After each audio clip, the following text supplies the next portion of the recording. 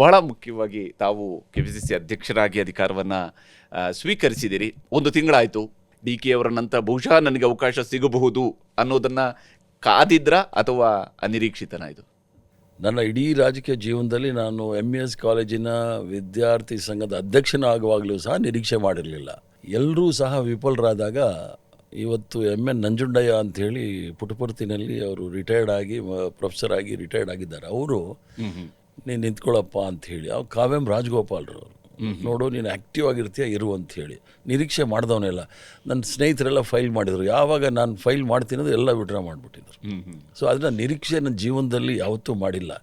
ದಾರಿ ಹೇಗೆ ಬರುತ್ತೋ ಆಗ ಹೋಗ್ತಾ ಇರೋ ಮಟ್ಟದಲ್ಲಿ ಹೋಗ್ತಾ ಇದ್ದಿದ್ದು. ಮತ್ತು ಶಿವಕುಮಾರ್ ಅವರು ಮುಖ್ಯಮಂತ್ರಿ ಆಗೋದು, ನಾನು ಅಧ್ಯಕ್ಷ ಆಗೋದು ಅದು ಕಾಕತಾಳೀಯ ಇರ್ಬೋದು. ಬಟ್ ಹೈಕಮಾಂಡ್ ನನಗೆ ಕೇಳಿದಾಗ ನಿಮ್ಮ ಏನು ಹೇಳ್ತೀರ ಅದು ನಾನು ಮಾಡ್ಕೊಂಡು ಬಂದಿದ್ದೆ, ನೀವೇನು ಬೇಕಾದ್ರೂ ಮಾಡಿ ಅಂತ ಹೇಳಿ ಬಂದವನು. ಮಂತ್ರಿ ಆಗ್ತೀರಿ ಅಂತೇಳಿ ಸಾಮಾನ್ಯ ಕಾಂಗ್ರೆಸ್ನಲ್ಲಿ ನಿರೀಕ್ಷೆ ಇತ್ತು. ಈ ಸರ್ತಿ BK ಹರಿಪ್ರಸಾದ್ ಗ್ಯಾರಂಟಿಯಪ್ಪ ಮಂತ್ರಿ ಆಗೋದು. ಅದು ಧನ್ಯವಾದಗಳು ಮೀಡಿಯಾಗೆ. ಪ್ರತಿ ಮೀಡಿಯಾದಲ್ಲೂ ಸಹ ಹರಿಪ್ರಸಾದ್ ಮಂತ್ರಿ ಆಗ್ತಾರೆ ಅಂತ 3 ವರ್ಷದಿಂದನೂ ಶುರು ಮಾಡಿದರು. ಯಾಕಂದರೆ ನನಗೆ ಇಲ್ಲಿ ಭಾರತೀಯ ಜನತಾ ಪಾರ್ಟಿಯನ್ನು ಸೋಲಿಸಬೇಕಾಗಿತ್ತು. ಕರ್ನಾಟಕ ರಾಜ್ಯದಲ್ಲಿ ಆ ಥರ ರಾಜಕಾರಣ ಯಾವತ್ತೂ ಆಗಬಾರ್ದು, ಆ ದೃಷ್ಟಿಯಿಂದ ಬಂದವನು ನಾನು. ಅದು ನಾನು ಯಶಸ್ವಿಯಾದ ಸಮಾಧಾನವಾಗಿತ್ತು. AICC ಮಟ್ಟ ಯೂಶ್ವಲಿ ಕಾಂಗ್ರೆಸ್ನಲ್ಲಿ ಅದೊಂದು ಮೇಲಿನ ಹಂತದ ಒಂದು ಜವಾಬ್ದಾರಿ ಅಂತೇಳಿ. ಅಫ್ಕೋರ್ಸ್ ರಾಜ್ಯದಲ್ಲಿ PCC ಅಧ್ಯಕ್ಷರುಗಳಾಗಿದ್ದಾರೆ AICCಯಿಂದ ಮತ್ತೆ ವಾಪಸ್ ಬಂದು. ಆದರೆ ತಾವು ಬಹಳ ಸುದೀರ್ಘವಾಗಿ ಕೆಲಸ ಮಾಡಿದಂಥವ್ರು. 19 ರಾಜ್ಯಗಳು, ಇಷ್ಟು ದೊಡ್ಡ ಹುದ್ದೆಗಳು ಅಥವಾ ಇಷ್ಟು ದೊಡ್ಡ ಜವಾಬ್ದಾರಿಗಳು ಭಾಳ ಕಡಿಮೆ ಜನಕ್ಕೆ ಸಿಗ್ತಾ ಹೋಗುತ್ತೆ. ಅಂತಲ್ಲಿ ತಾವು ನಿಭಾಯಿಸಿದವರು ಈಗ ಹೋಗಿ PCC ಮಾಡಿ ಅಂತ ಹೇಳಿದಾಗ ಅದು ನಾನು ಅದೃಷ್ಟ ಅಂದ್ಕೊಳ್ತೀನಿ. ನನ್ನ ಮೊದಲನೆಯ ರಾಜಕೀಯ ಸಭೆ ಆಗಿದೆ ಗೋರಖ್ಪುರಲ್ಲಿ, ಆಗ 79ನಲ್ಲಿ. ಆದ್ದರಿಂದ ಆವತ್ತಿಂದ ಇವತ್ತಿನವರೆಗೂ ಸಹ ಅಖಿಲ ಭಾರತ ಮಟ್ಟದಲ್ಲಿ ತೊಡಸ್ಕೊಂಡು ಬಂದ್ವಿ. ನಾನು ಇಲ್ಲಿದ್ದೀನಿ, ನೀನಿದ್ರೆ ಚಂದ ಅಂಥೇಳಿ ಹೈಕಮಾಂಡ್ ಅವ್ರು ಹೇಳ್ಕೊಂಡು NSY, ಯೂತ್ ಕಾಂಗ್ರೆಸ್, ಸೇವಾದಳ್, ಆಮೇಲೆ ಆಲ್ ಇಂಡಿಯಾ ಕಾಂಗ್ರೆಸ್ ಕಮಿಟಿನಲ್ಲೂ ಸುಮಾರು 17-18 ವರ್ಷ ವರ್ಕಿಂಗ್ ಕಮಿಟಿನಲ್ಲಿದ್ದು ಬೇರೆ ರಾಜ್ಯಗಳ ಉಸ್ತುವಾರಿ ನೋಡ್ಕೊಂಡು ಬಂದೆ.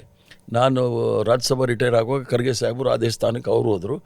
BK ನೀನು ಸ್ವಲ್ಪ ದಿವಸ ಸ್ಟೇಟಲ್ಲಿ ಇರು ಅಂದರೆ. ಇಲ್ಲಿ ಬಂದ ತಕ್ಷಣ ಈ BJP ಅವ್ರ ಕಾಟ ನೋಡಿ ಇವ್ರಿಗೆ ಉತ್ತರ ಕೊಡಬೇಕು ಅಂತೇಳಿ ಉತ್ತರ ಕೊಡ್ಕೊಂಡೇ ಬಂದೆ.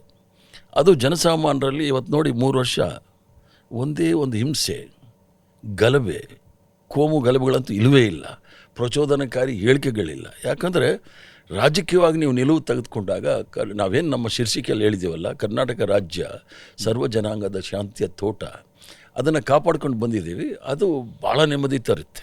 ಆ ಹೈಕಮಾಂಡ್ ನಾಯಕ ಸಡನ್ ಆಗಿ ವಿಧಾನ ಪರಿಷತ್ತಿಗೆ, ಯಾಕಂದರೆ 4 ಬಾರಿ ರಾಜ್ಯಸಭಾ ಸದಸ್ಯರಾಗಿದ್ದಂಥವ್ರನ್ನ ವಿಧಾನ ಪರಿಷತ್ಗೆ ಕಳಿಸ್ತಾ ಇದ್ದಾರೆ ಅಂತ ಹೇಳಿದಾಗ ಒಂದು ಡಿಮೋಷನ್ ಮಾಡಿದ್ರೇನೋ ಅಂತೇಳಿ. ಅಲ್ಲ, ಭಾಳಷ್ಟು ಜನ ನನಗೆ ಹೇಳಿದ್ರು ಡಿಮೋಷನ್ ಅಂಥೇಳಿ.